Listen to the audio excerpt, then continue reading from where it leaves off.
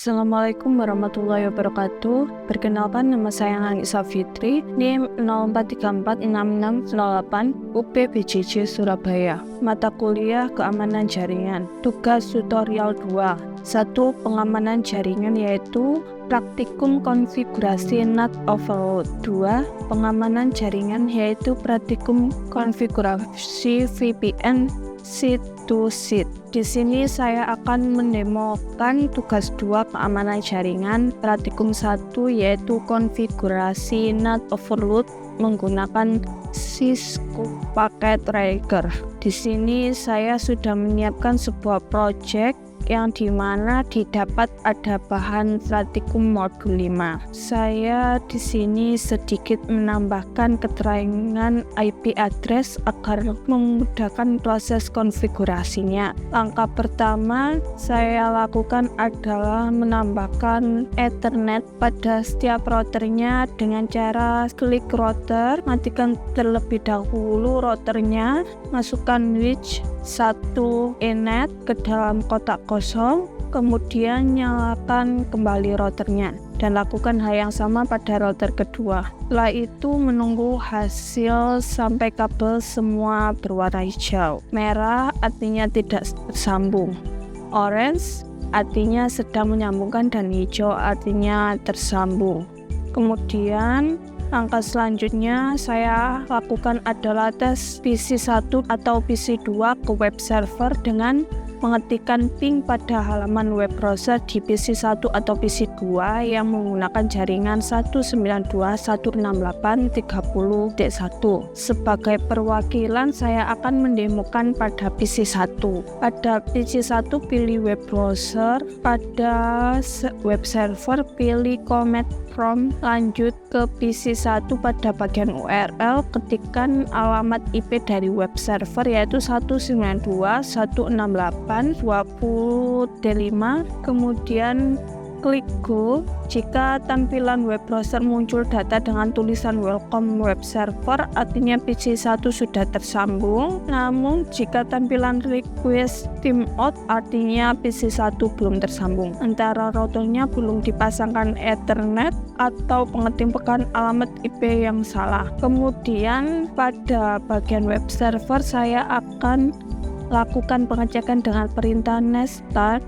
Nah, ini adalah IP address dari PC1 yang mengakses web server yaitu 192.168.30.5. Selanjutnya, saya akan mencoba dengan alamat jaringan yang berada di 192.168.10.1 dengan melakukan perwakilan pada PC3. Klik PC3, pilih web browser. Pada bagian URL, ketikkan alamat IP dari web server yaitu 192.168.20.5. Oke, pada PC3 sudah tersambung. Kemudian pada bagian web server saya lakukan pengecekan dengan perintah netstat, dan ini adalah IP address dari PC3 yang mengakses web server yaitu 192.168.10.5.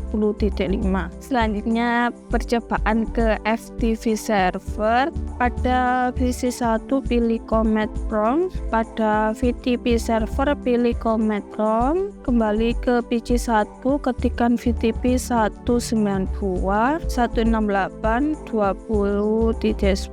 yang dimana ini adalah alamat IP address dari VTP servernya, dan enter.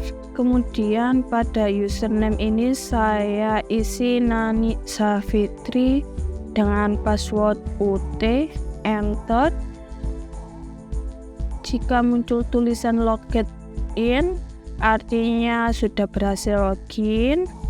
Kemudian pada VTP server saya lakukan pengecekan dengan perintah netstat. Nah, ini adalah alamat IP address dari PC1 yaitu 192.168.30.5.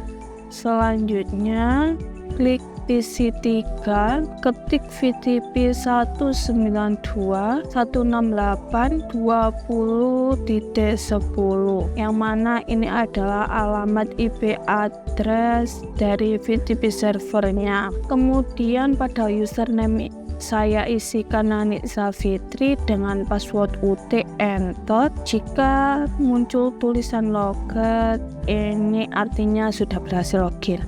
Kemudian pada VTP server saya lakukan pengecekan dengan perintah netstat, dan ini adalah alamat IP address dari PC3 yaitu 192.168.10.5. Skenarionya adalah jaringan atau PC yang ada di default gateway 192.168.10.1 bisa mengakses web server dan VTP server.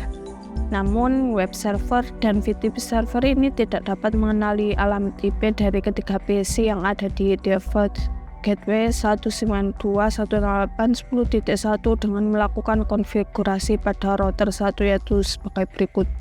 Enable, konfigur terminal, kemudian interface fast internet 0/0, IP-NET insert, interface fast internet 0/1, IP-NET insert, interface serial 0/1/0, IP-NET outsert, access list 1/min 192.168.10.000.255, IP-NET insert source list 1, interface serial 0/1/0, overload exit. Konfigurasinya sudah kita masukkan, lalu kita akan coba lagi mengakses web server terlebih dahulu. Selanjutnya saya akan mencoba alamat jaringan yang berada pada 192.168.30.1, klik PC1, pada bagian URL ketikkan alamat IP dari web server yaitu 192.168.25, klik go.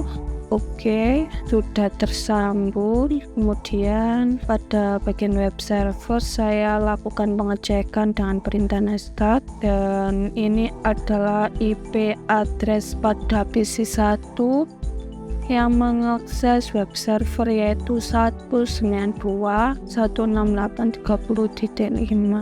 Artinya pada PC1 ini alamat address masih bisa dikenali atau terdeteksi oleh servernya. Kemudian saya coba dengan alamat yang berbeda yaitu PC3 sebagai perwakilannya. Pada bagian URL kita ketikkan alamat IP dari web server yaitu 192.168.20.5. Oke, PC3 sudah tersambung. Kemudian pada web server saya lakukan pengecekan dengan perintah netstat. Di sini alamat IP address-nya terdeteksi adalah 192.168.50, yang mana IP tersebut bukan dari PC3 melainkan IP dari serial pada router ini. Artinya konfigurasi net overload sudah berhasil pada web server. Percobaan ke VTP server, saya sebagai perwakilan saya coba di PC1.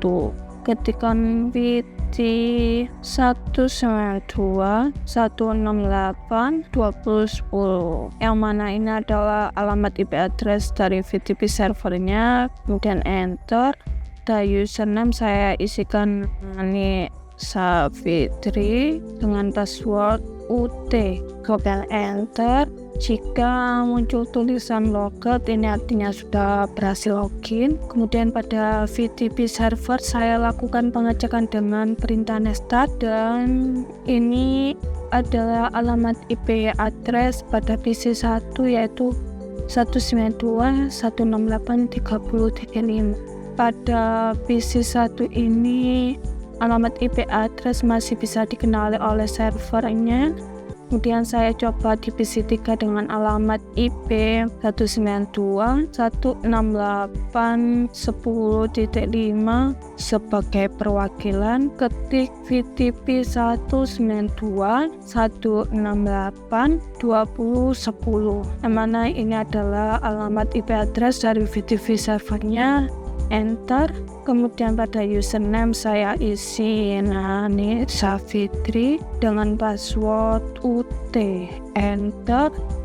Jika muncul tulisan logat, ini artinya sudah berhasil login. Kemudian pada bagian VTP server saya lakukan pengecekan perintah nestat. Di sini alamat IP-nya dikenali oleh VTP server adalah 192.168.50.1, yang mana IP tersebut bukan dari PC3 melainkan IP dari serial router E1 ini. Artinya VTV dan web servernya tidak dapat mengenali alamat IP yang mengaksesnya pada lingkungan jaringan 192.168.10.1, dan ini sudah berhasil. Oke, lanjut ke praktikum kedua, yaitu konfigurasi VPN seed to seed. Di sini saya sudah menyiapkan sebuah project yang dimana ini dapat dari bahan praktikum modul 5. Di sini saya sedikit menambahkan keterangan IP address agar memudahkan proses konfigurasinya. Langkah pertama saya lakukan adalah melakukan uji coba ping dari PC1 ke PC2.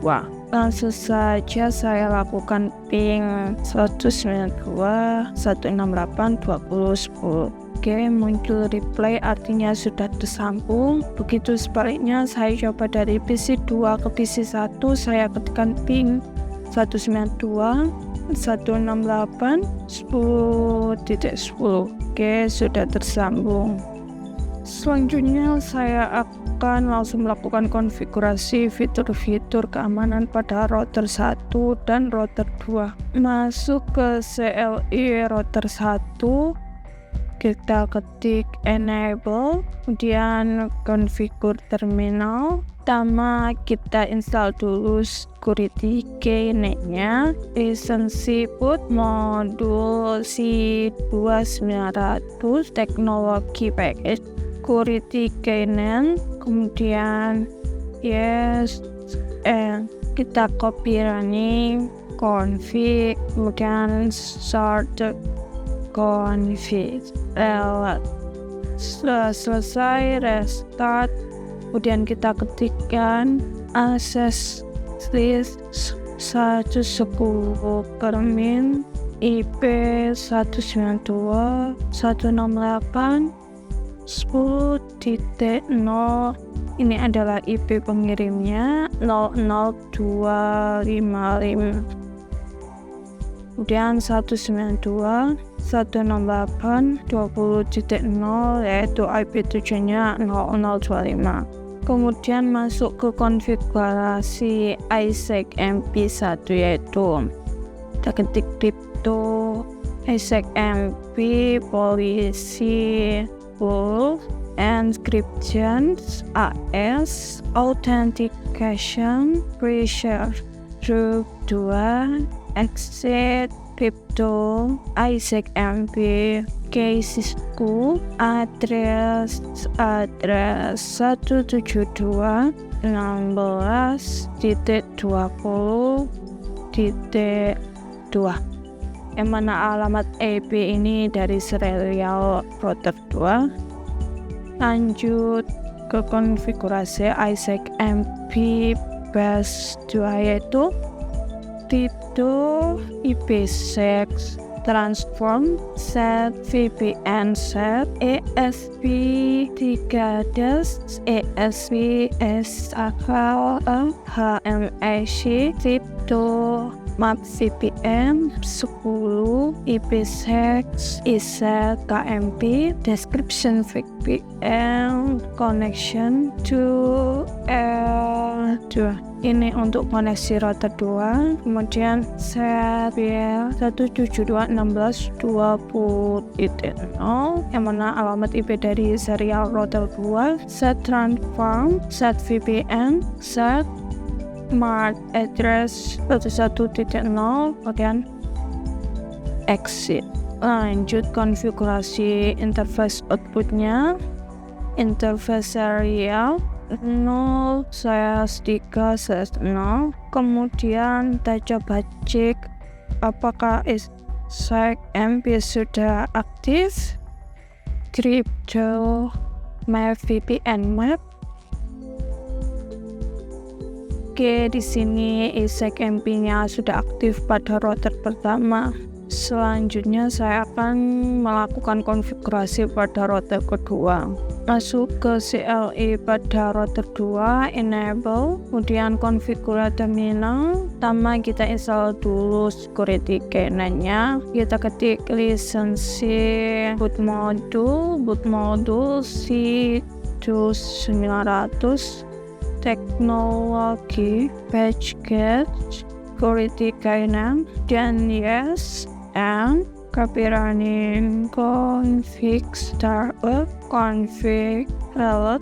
Oke, kita ketik access list 110 per min IP 192.168.20.0. Ini adalah IP pengirimnya 0000255.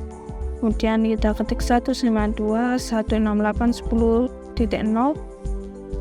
Ini adalah IP tujuannya 0000255. Kemudian masuk ke konfigurasi ESXMP PS1.